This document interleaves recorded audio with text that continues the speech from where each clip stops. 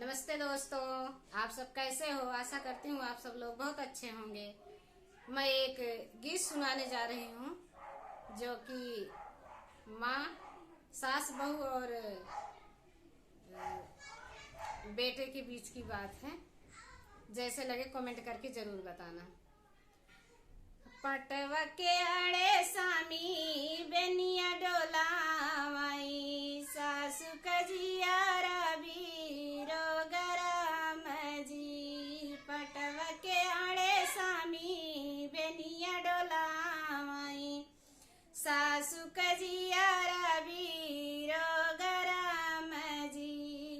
मुड़ा वही मुड़ा कैके परिग ससुइया, मोरा मुड़ावा पीरा ने राम जी। मुड़ा वही मुड़ा कैके परिग ससुइया, मोरा मुड़ावा पीरा ने राम जी। कवनी दवैया माया मुड़वा निकाई हाई, लैत मुड़े कई दवैया राम जी। कवनी दवैया माया मुड़वा निकाई हाई, लैत मुड़े कई दवैया राम जी। जवनी दवैया पुता मुड़वा निकाई हाई, तोरे बुते काई नाही जाई राम जी। जवने दवैया पुता मुड़वा निकाई हाई, तोरे बुते काई नाही जाई राम जी। यही रे दवैया पुता मुड़वा निकाई हाई, हानि लावा बाहू कई करे जराम जी। यही रे दवैया पुता मुड़वा निकाई हाई, हानि लावा बाहू कई करे जराम जी। आंगन निबाटू की भीतर निधानिया, सुन ले तू हमारी नी बात राम जी। चलतू न मोरी धाना अपने नहीं हरावा, तोरे भैया रा चले बिया राम जी। चलतू न मोरी धाना अपने नहीं हरावा, तोरे भैया रा चले बिया राम जी।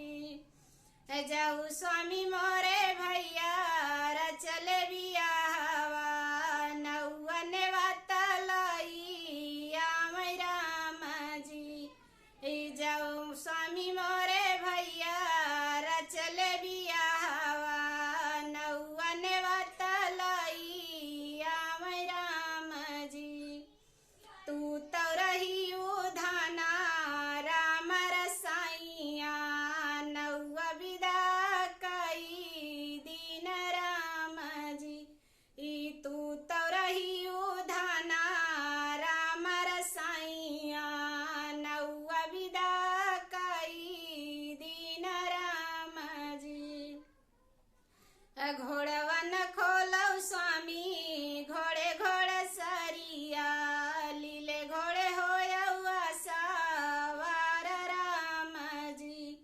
ई घोड़वा न खोलौ स्वामी घोड़े घोड़े सरिया, लीले घोड़े होयौआ सवार राम जी।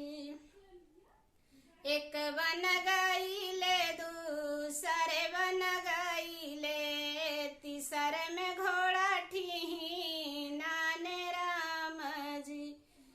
एक बन गईले दूसरे बन गईले, तीसरे में घोड़ा ठीही नाने राम जी। काहे कमोरे स्वामी घोड़ा ठीही नाने, काहे उतारी तू गाय राम जी। काहे कमोरे स्वामी घोड़ा ठीही नाने, काहे उतारी तू गाय राम जी। अच्छा दिए खरानी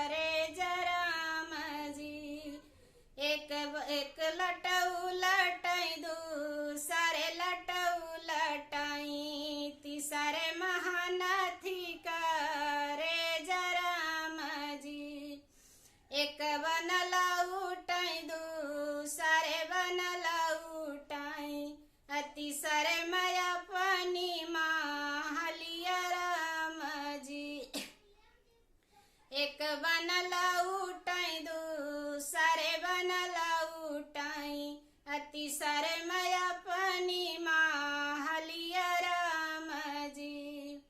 आंगन निबाटू की भीतर निमाया, थमिले तू बाहु कई करे जराम जी।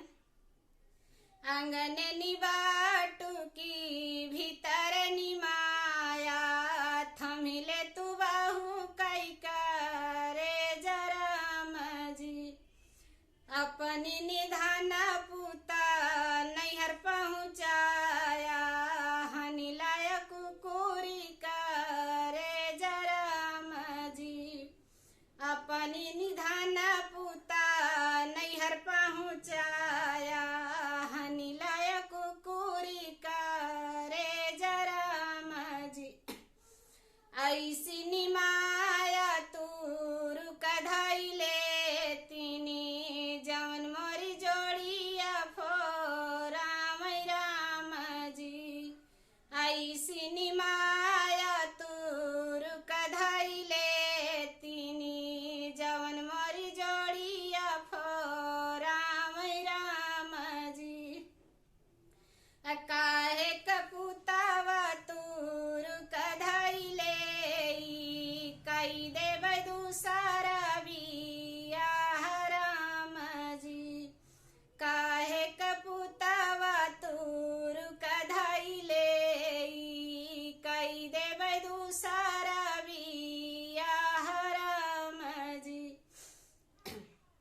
लेउ न मोरे पुता गहुआ चौरावा, कैलिया दूसरा बियाह राम जी।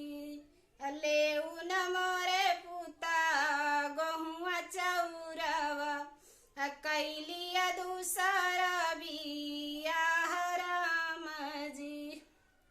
अगिया लगौबै माया गहुआ चौरावा, बजर परई तोर बियाह राम जी।